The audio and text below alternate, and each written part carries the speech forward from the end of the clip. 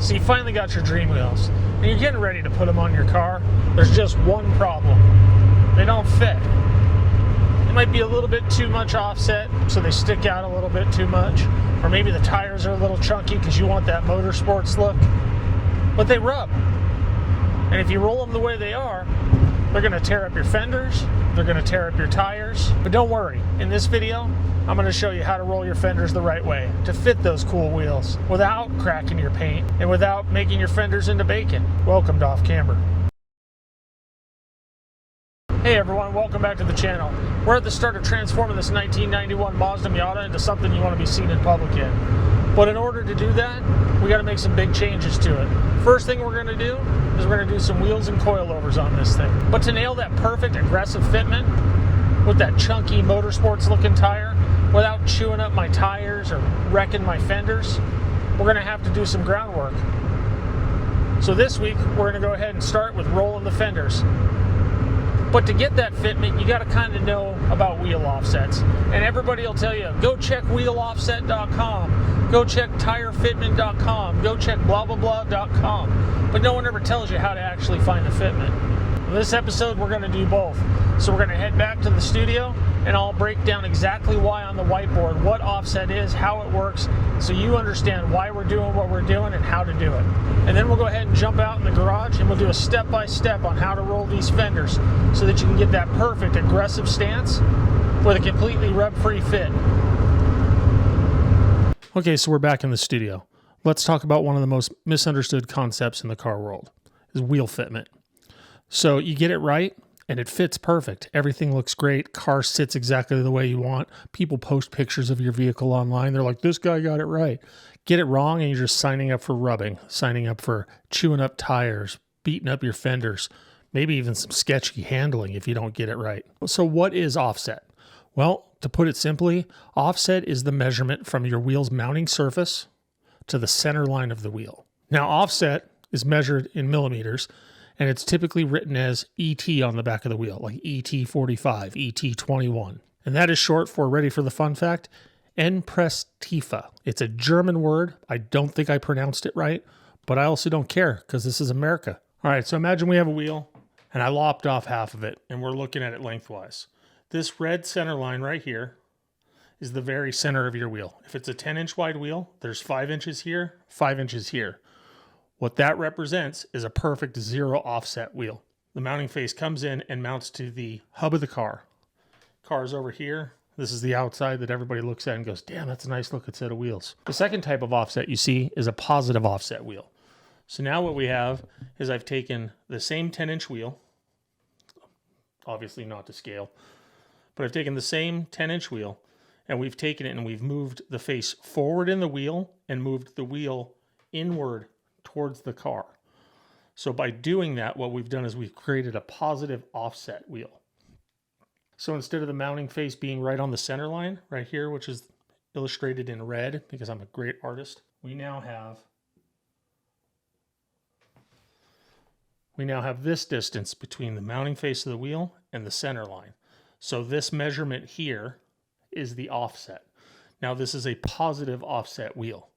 So the Miata wheels are a positive offset wheel. You're going to get that plus 45 number. You'll see 45 ET on the wheel. I think it's a 14 by 5.5, which is incredibly narrow, which is why it slides around like it does. All right, the final type of offset is the negative offset. So that's where you take that mounting surface again and we push it back towards the car. On the same 10-inch wheel, it's going to push the majority of the wheel outward. So we'll have mounting surface here, mounting surface here. And we'll just do a totally straight face just to illustrate it. Now we end up with all sorts of lip, right? And we have a very shallow back spacing back here. Remember, the space behind the mounting surface to the car is the back spacing of the wheel. Now, if we want to confuse the topic even more, we can do a concave face wheel. And the concave face wheel will get you a super negative offset, but push the face out enough so maybe you can clear disc brakes, like a big brake kit. Also, people use it for looks. Some of the real concave stuff is kind of cool looking. There's all sorts of ways to do this. Now, when we go out in the garage, I'll show you how to find what offset is going to work with your car. And that's the important part. Understanding what it is one thing. Understanding how to measure your car so that you get the proper offset wheels is another. And we'll do that because that's the thing that everybody tells you to go online for. So why is this a huge deal for our Miata? Well, it's because we're lowering it, putting coilovers and wheels on it. So the coilovers are going to change where the spring sits in the car. The wheels are going to change, obviously, width. So it's going to change the placement of the tire against the fender, tire against the suspension. So figuring out that offset and backspacing is going to be very important for this. If we were going back to a stock wheel width, it wouldn't be a big deal. If we were going for a really safe wheel width, like a 15 by 7.5, and really just, you know, playing it safe, that's easy. That wheel well is big enough, you can shove all sorts of offsets in there. But when you start getting to 8 and even outward of 9-inch wide, you need to really pay attention to this stuff because where you place that wheel in the wheel well is going to affect if it fits or not. Why we're lowering the car? Well, it gives you better mechanical grip. And let's be honest, it just looks better. And since we believe in more low around here, we're going to push the limits of what we can do with it in a daily driven static situation. Are we going to stance buoy it? No. We're going to set it up for motorsport. So we're going to set it up for where it looks the best, combined with where we're going to make it handle the best for how low we want it. In my opinion, a properly lowered car means there is not that much room between the tire and the fender. You're pushing the very limits of it right up until where it doesn't rub. You can still use that tire in that fender, but it's sitting in a manner that looks like that if it hits a bump, it's going to rub, but it's not going to. Now, I'm not breaking any new ground here. The NA Miata community has figured this out. We are going to go with a 15 by 8 with a 30 offset. So that's going to put us well within the margin to run a big fat chunky tire on it. And it's also going to give us plenty of room on the suspension side of things. Keep in mind though, that this was a 14 by 5.5 inch wheel to start. We're adding 2.5 inches to the wheel width. Even though we're playing a little bit more conservative than some of the guys out there, that wheel width is going to put us right in the hairy zone where the fender is going to eat the tire unless we fix the problem. When we lower the car down to where we're going, that fender lip is going to become public enemy number one for us. It is going to chew the tires up if we load that suspension up. There's just no way around it. Okay, so now that we've determined that our lower offset and wider wheels are going to be a problem on the Miata, let's talk about why that is and how we're going to fix it. So generally speaking, here's the outside of your fender. And then there's this 90-degree lip in here. And then your wheel and tire sits in this area here. Now that's there to make the fender stronger. But for what we're going to do, it's a menace and it's going to destroy our tire. So we need to take that fender lip that's at that 90-degree angle and we need to roll it up so it's flat so that it creates this amount of space. We get rid of that 90 and we fold it up like that. We'll get plenty of clearance. Maybe, you know, could be a 1/4 inch, could be a 1/2 inch. Who knows? I don't know exactly how much we're going to get out of it, but it's going to be enough that it still looks real flush, but you've created the clearance on the inside of the fender. Because if we leave it in that 90, best case scenario, it scrapes up the tire sidewall a little bit, makes it a little ugly. Worst case scenario is it's going to grab the tire and slice it open or grab it and just mangle this fender out. So fender rolling is the process of taking this 90-degree fender and rolling it up. So we're not actually trying to widen the fender here by changing this angle on the outside. That's called fender pulling, and that's a whole different thing. Some people need it. On the Miata, I don't think you can really pull it off on the back without changing the entire body line. So basically what we're going to do is just take that sharp edge and make it a nice rounded edge. But it doesn't just involve going in there, throwing your fender roller on it, and just hitting it in one pass. There is a technique to it to keep from ruining your fenders. All right, so I'd say that's probably enough theory. You've gotten all my artistic abilities that you need to see. Let's head back out to the garage and roll these fenders, shall we? First, let's talk tools, because you're going to need tools to roll the fenders. I'm sure you guys have all seen videos of people doing it with baseball bats. That can be done in a pinch, but it's not real accurate. If you're out at the racetrack and you pull a fender a little bit, that's a solution. I wouldn't recommend it for doing something like this, though. So I've got my fender roller. Right, I got this from Eastwood. It's a hub-mounted version. Mounts right to the hub, just like the wheel. Then you've got all the little knobs and levers and everything that adjust the angle outward, length of it. You can adjust this right here and tighten that down. And what you're going to do is you're going to slowly work this in, right? So this is the number one thing. But that being said, You also want to have some type of cleaner. I like this 3D orange degreaser, mostly because it removes all sorts of stuff off paint, but doesn't damage it at all. It's actually designed to pull like tar and stuff like that and bugs off the front of the car. I've used it on a bunch of details and stuff like that, and it works great. You kind of want to have a soft bristle brush as well. So that's going to make it so you can scrub off any hard to get stuff, microfiber towels, stuff like that. Nothing too crazy. Then next on the list, you want to have a heat gun. Right now, it's not a regular blow dryer. You can get cheaper ones than this. This one's not real expensive. It's a Harbor Freight model. You can adjust the temperature, fan speed, stuff like that. So that is to heat the metal up, and it's going to soften the paint enough so that when you flex it, it doesn't crack the paint. The temperature that it likes to be at is there's a temperature you can do where it's, if you could touch it and it's hot but it doesn't burn you, that's a good temperature. Or you can use one of these IR temp guns, which are super handy for all sorts of stuff. I have it because you can measure exhaust manifold temps and stuff like that, find out if there's a dead cylinder, all sorts of cool things, right? This is pretty cheap. Also a Harbor Freight tool. You want the temperature to be about 120 degrees. And that should be everything we need to get started on the actual rolling of the fenders. All right, so first things first, we got the car jacked up, got it on a jack stand. It's nice and stable. We've checked it. We're not going to be putting a lot of pressure on it, so we're not too worried about it. Now we got to get the roller on. Put it in this pivot point back here because it'll give us more room. We can also shorten it if we need to. Make sure you find the pattern that fits. You don't need all the lug nuts on for this. It's not like it's going to be supporting the weight of the car or anything. All right, so once you get it in there, put this cotter pin back, and then you're going to spin that thing backwards. Basically, what this does is this creates a pivot point. So then we're going to push it up, tighten it to where we want it. Kind of make sure that that nylon wheel stays on there for the entire sweep. Tighten the wheel down, and what that's going to do, this wheel, by indexing this wheel, you're going to determine the angle that you're going to bend the metal at. So at this first point, we don't want to go the whole way. What we want to do is we want to start talking that metal into bending. And that's going to involve our heat gun. Another thing we don't want to do is we don't want to do this all at once. We want to heat this up, get your temp gun going. It is currently 75 degrees right there. Shoo, a balmy 75 degrees. Turn our temp down because we don't want to superheat it. So you got to watch it too because we've already increased it 4 degrees. We're going to do about a 6-inch area to start with.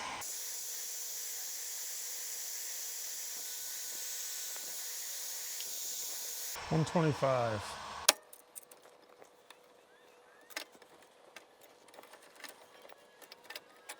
Here you can see slowly starting to roll that edge over.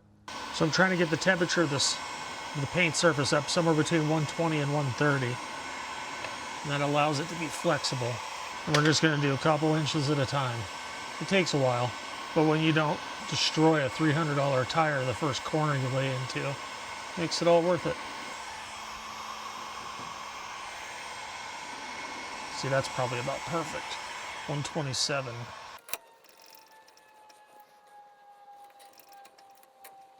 Now you're going to make probably 10 passes at this before you get it to where you want it. So it's going to take a little while. And if you rush it, you're going to mess your fenders up. Now remember, these first couple passes, we're just coaxing the fender into bending. You can also feel right here, the guy that bent the tabs in cracked the paint on the inside of the fender. It's not bad because it doesn't go to the outside of the fender, but it did crack right on the tab. In all honesty, if you're going to do that, you should probably just cut them away with a cutoff wheel. Ideally, you want to leave the tabs in place, roll the entire fender.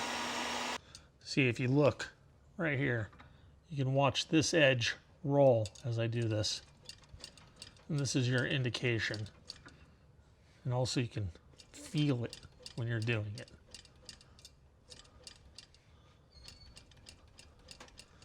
If it moves nice and easy, the paint's hot enough and you're doing it right. If it takes a lot to move it, you're probably putting too much pressure on it.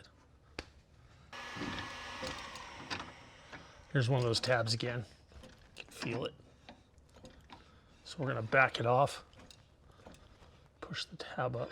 You can see the tab moves the whole outside of the fender.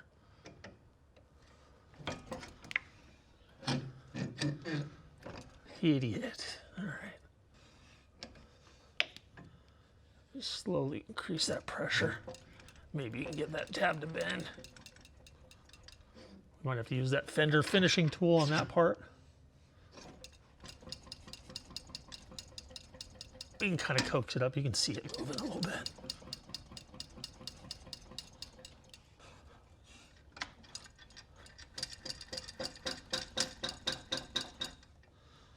There we go.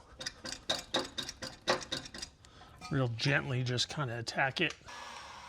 140. That's right. Get over there. Oh, bent to our will. All right, so this is a lot more simple than you think.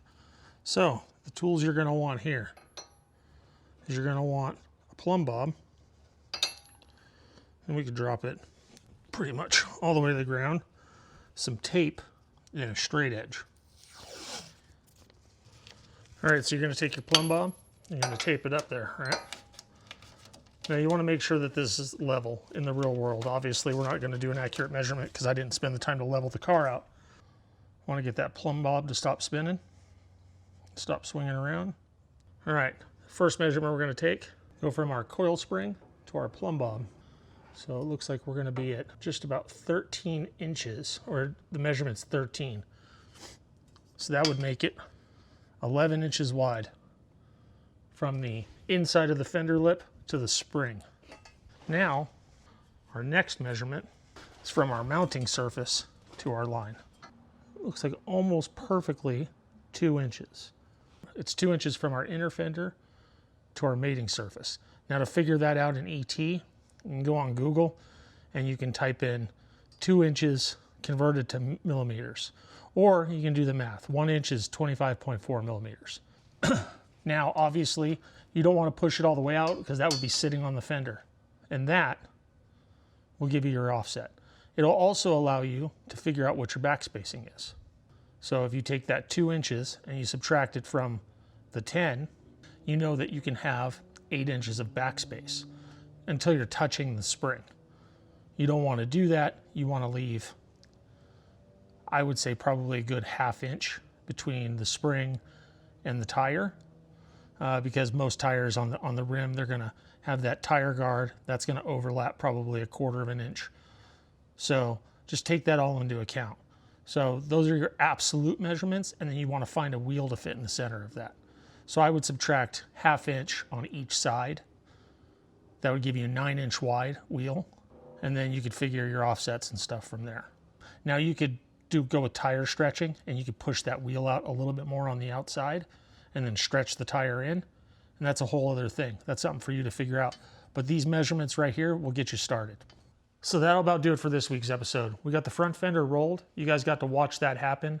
I would have shown you the back too, but honestly, it's the same thing, just a little bit thicker metal. The key here is, guys, is make sure that you're using the proper amount of heat, get that metal heated up, and do it slow. It's gonna take you a while. Overall, about an hour per corner, but the key here is make sure you have the proper heat and make sure you roll that fender slow. You're coercing the metal in, is all you're doing. You're not gonna go and roll it all at once, you're gonna coerce it in. I also showed you how to find the offset for the wheels. If you don't know, if you're measuring something that there's not a lot of resources for online, showed you how to do that, which is pretty easy once you actually get a hold of it. Next week, we're gonna go ahead and install our coilovers, and we're gonna install our wheels. We'll also talk about the importance of alignment. We won't get too far into it because that's another episode completely, but we will talk a little bit about how it affects the way the car handles. Hope you guys enjoyed this week's episode. Hope you got something from it. I'm glad you came. Thanks for watching, and we'll see you next time on Off Camera.